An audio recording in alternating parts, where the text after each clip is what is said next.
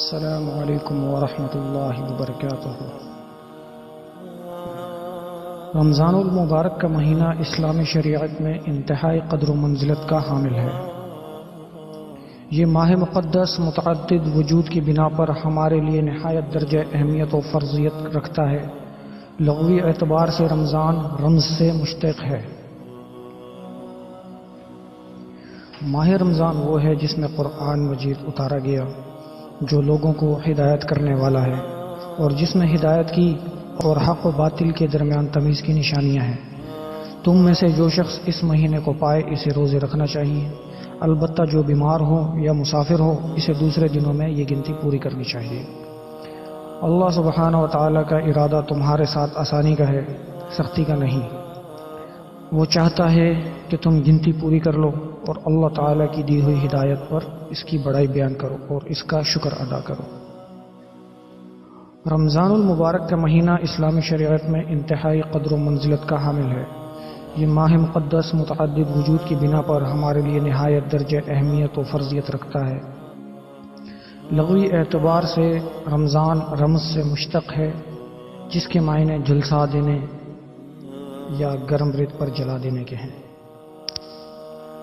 شرعی اعتبار سے رمضان کے معنی یہ ہوں گے کہ اس میں اہل ایمان کے گناہوں اور معصیات کو رب تعالیٰ ایسے ختم کر دیتے ہیں جیسے آگ میں کسی چیز کو ڈالا جائے تو وہ اسے بھسم کر کے رکھ دیتی ہے۔ اللہ تعالیٰ اپنے مومن بندوں کو ماہ رمضان کی آزمائشی بھٹی میں ڈال کر کندن بنا دیتا ہے۔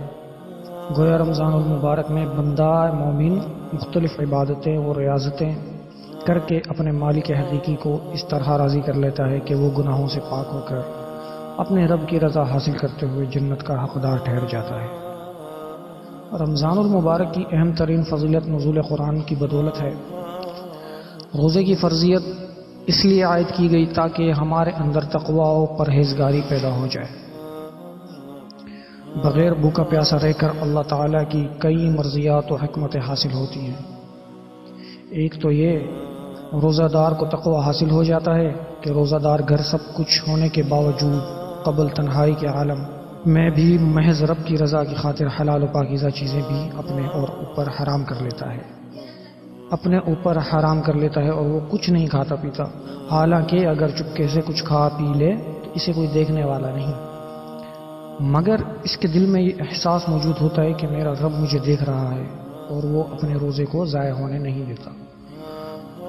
دوسرا یہ اسی طرح روزہ دار کے دل میں دیگر مخلوق الحال مسلمان بھائیوں کی بھوک پیاس کا احساس پیدا ہوتا ہے کہ جن لوگوں کو انواع و اقسام کی نعمتیں میسر نہیں، انہیں اپنے عیش و عشرت کے سامان میں شریک کر لیں اور ان کی غربت و افلاس کو اپنی بھوک پیاس کی شدت سے تقابل کرنے کی توفیق حاصل ہو سکتی ہے، اور ایک طرف اپنے اوپر کی گئی فیض و برکات اللہ کا شکر ادا کرنے کا جذبہ بیدار ہوتا ہے، تو دوسری طرف اللہ کے مجبور بندوں کے ساتھ حسن سلوک کا خیال بھی نیکی پر آمادہ ہوتا ہے۔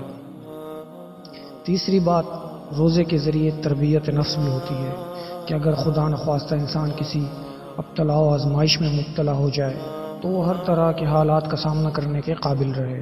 ابتداء اسلام کی تاریخ کے مطالعے سے معلوم ہوتا ہے کہ امام کائنات اور آپ کے جانثار صحابہ کرام رضی اللہ تعالی عنہ نے انتہائی نامسدد حالات میں دین کی شمع فروزہ رکھی۔ نبی کریم صلی اللہ علیہ وسلم کی مکی زندگی اور مدنی زندگی دونوں انتہائی نامسدد حالات کا شکار رہی، اور سیرت کی کتابوں میں موجود ہے کہ آقا نے زندگی بھر کبھی معدے کی نرم روٹی تناول نہیں فرمائی۔ اسی طرح خلافت راشدہ کے دور میں بھی کم و بیش یہی صورتحال رہی، تاہم جب فتوحات بڑھتی رہیں تو اہل اسلام بھی معاشی اعتبار سے مستحکم ہونے لگے۔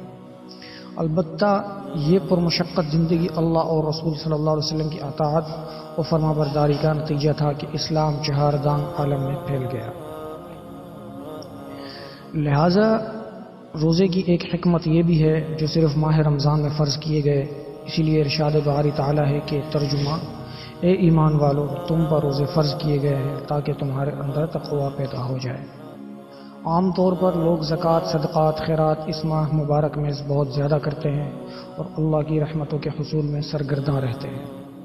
اگرچہ زکوٰۃ سال ہونے پر ہی دی جاتی ہے، تاہم حصول ثواب کے لیے ماہ رمضان کا انتخاب کیا جاتا ہے تاکہ 70 فرضوں بلکہ قرآن کے مطابق 7 گنا تک بھی اللہ تعالیٰ اجر و ثواب عطا فرماتا ہے۔